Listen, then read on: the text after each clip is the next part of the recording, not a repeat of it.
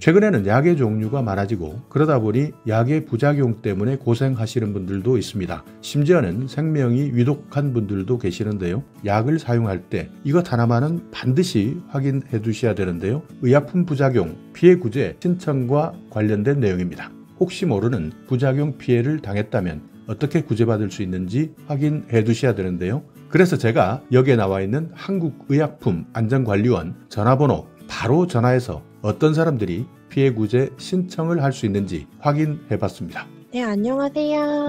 여보세요?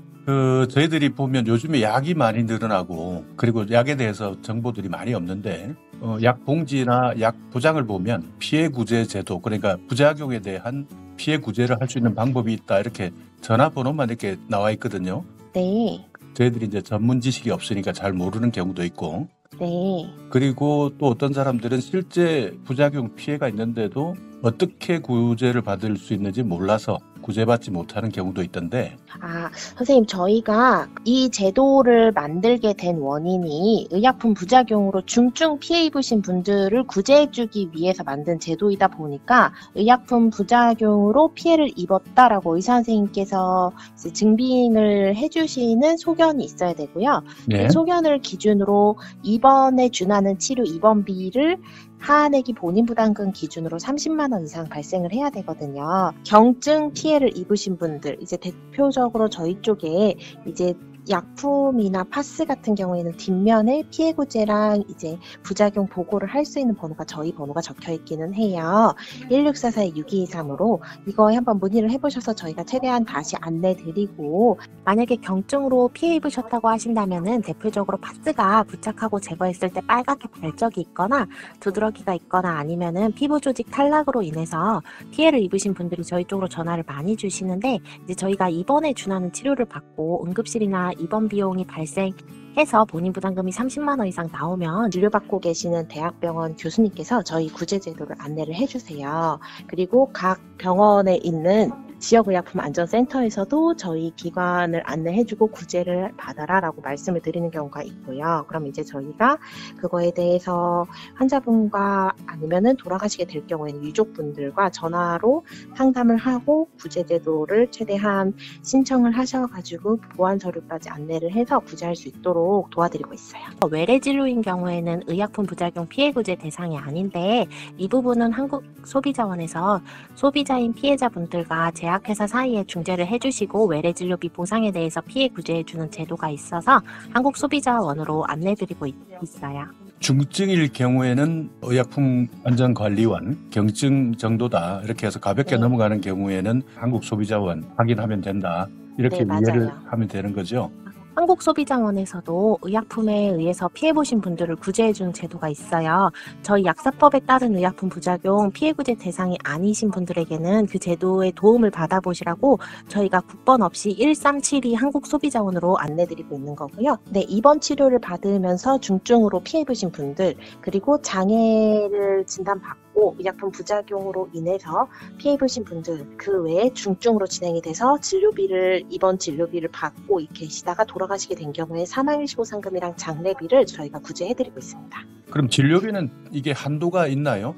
진료비는 1인당 최대 2천만 원까지 보상이 가능하세요. 장애일시보상금 같은 경우에는 경증, 중증 장애라고 있는데 저희 기관 내에서도 급수를 조금 나눠서 차등으로 장애일시 보상금을 지급을 해드리고 있어요. 사망일시 보상금은 최저임금으로 환산을 하거든요. 그래서 현재 2023년 기준으로는 1억 2,063만 4,800원으로 되어 있고요. 제일 중요한 게 이제 어떻게 피해 구제 보상금을 신청하느냐. 신청하실 수 있는 방법은 우편으로 신청하는 방법과 그 다음에 온라인으로 신청하실 수 있는 방법이 있어요. 우편으로 신청하시는 경우에는 저희 쪽에 1644-6223 아니면 14-3330번으로 평일 오전 9시부터 오후 6시, 점심시간 12시부터 1시 사이 제외하고 그 시간 동안에 전화하셔가지고 신청서를 포함해서 관련 장애일시 보상금, 사망일시 보상금 또는 진료비 서식에 맞게 필요한 신청서를 포함해서 준비해야 되는 자료들을 저희 상담사한테 안내를 받고 우편으로 신청서를 보내달라고 하시면 저희가 보내드리거든요. 그러면은 그거를 확인하셔서 준비하셔가지고 저희 쪽에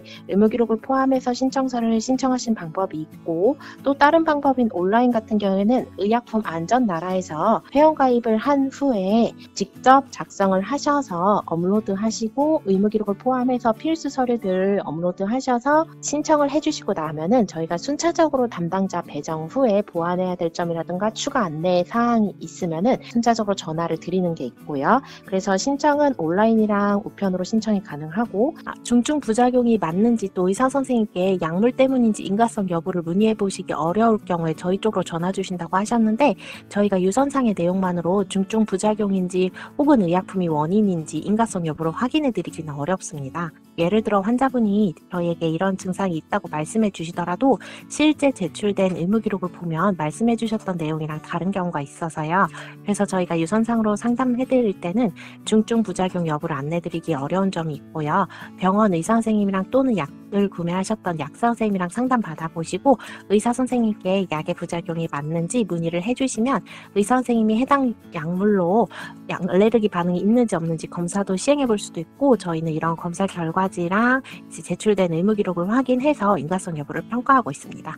네. 또 많이 궁금해하는 게 어떤 약을 네. 먹을 때 항상 이 부작용이 있을 것이다라고 조심하고 생각해봐야 되는지.